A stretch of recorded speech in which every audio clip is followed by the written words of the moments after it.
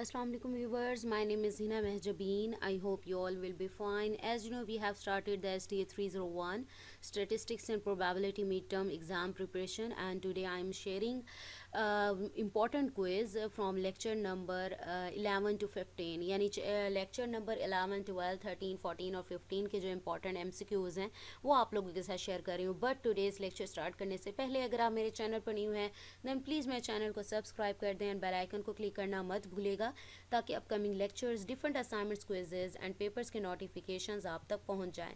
Like भी कीजिएगा, share भी कीजिएगा. ओके जी, let's start from today's lecture. Question number 1 is which of the following measure of dispersion is not affected by changes in the scale of measurement. Answer is interquartile range.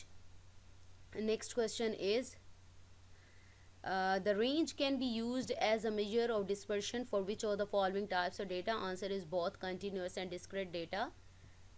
Next question is, let's see.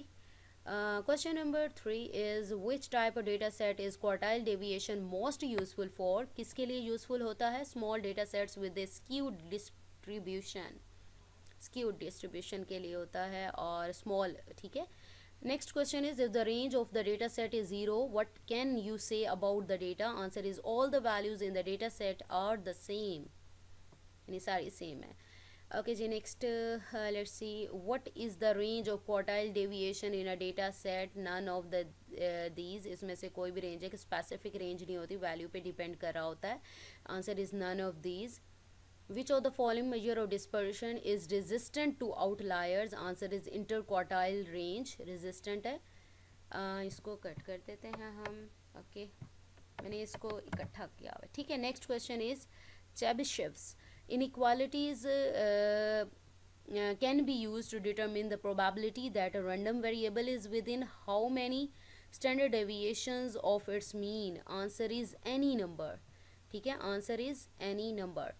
Next question is, in a box and whisker plot, what do the points outside the whisker represent? Outliers in the data set. Next question is, what is the range of the data covered by the empirical rule? Answer is 3 standard deviations on either side of the mean.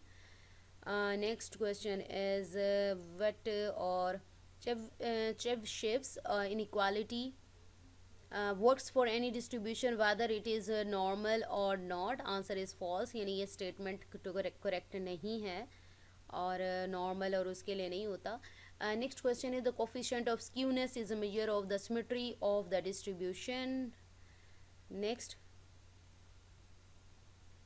Chebyshev's inequality is used to determine what? The probability that a random variable is within a certain range of its mean.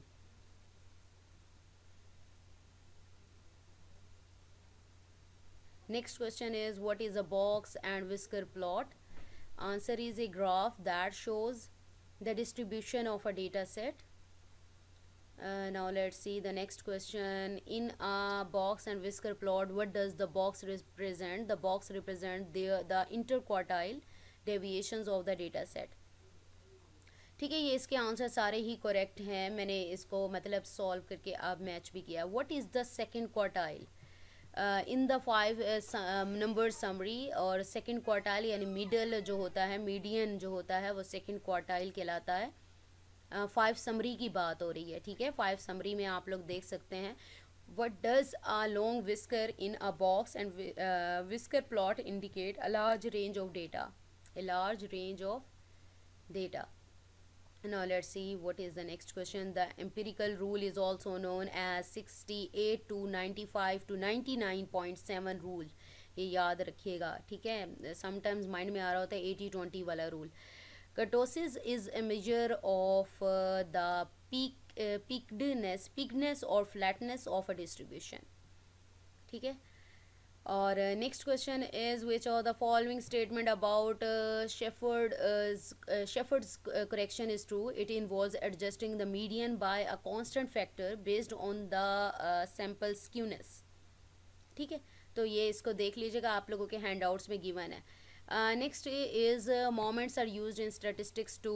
अब इसमें सारे ही option, measure the spread of a distribution, measure the central tendency of a distribution, describe the shape of a distribution, सारे ही इसके option correct हैं. So answer is all of the above options. Next question is, which of the following methods for calculating the coefficient of skewness is based on quartiles? Answer is Boyle's method है. Boyle's है शायद, Boyle's. ठीक है, तो ये यहाँ पर आपके पास नेक्स्ट लेक्चर का जो है वो आ रहा है. Which of the following is true about the arithmetic mean? It is affected by extreme values in our data. Next question पर हमारे पास आता है, ओके जी, which of the following is not a measure of central tendency. मैंने आपको पहले बताया था mean median mode central tendency में आते हैं, जो नहीं है यहाँ पर वो रेंज नहीं आ रहा सेंट्रल टेंडेंसी में. ठीक है, तो नेक्स्ट हमारे पास क्वेश्चन है, which of the following is a measure of central tendency. और वही बात, स्टैंडर्ड डेविएशन, रेंज और वेरिएंस नहीं आता, mean median mode central tendency में आता है. So answer is mod.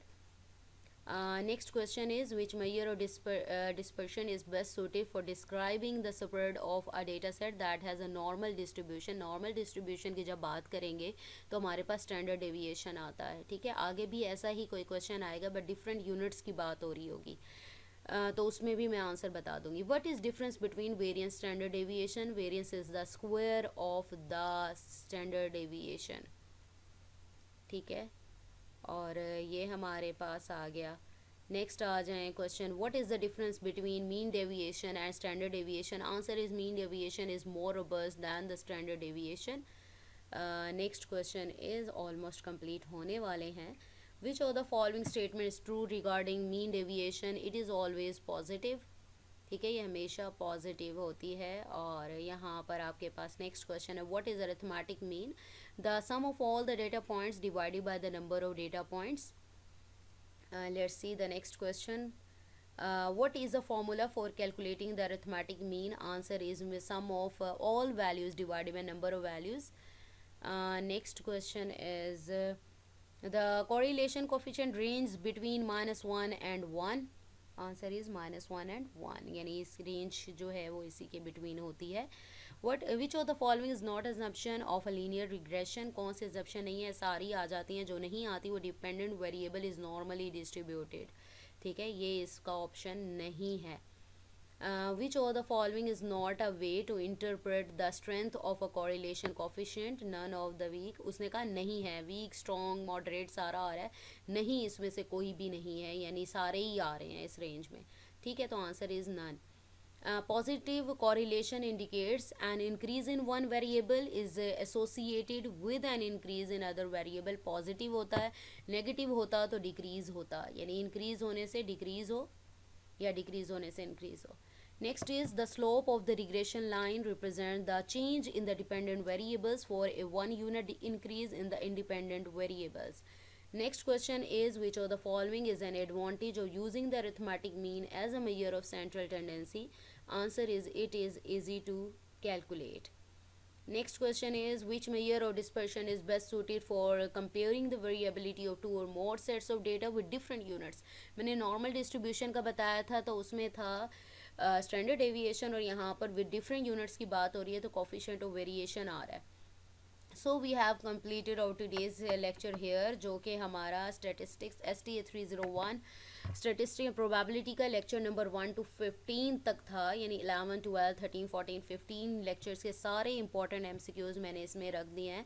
ठीक है, इसमें पेस्ट किए हैं और कलेक्ट करके, और इसके साथ साथ आप क्विज़ 1 और क्विज़ 2 भी देख लीजिएगा. सो आई होप ये लेक्चर आप लोगों के लिए हेल्पफुल रहेगा.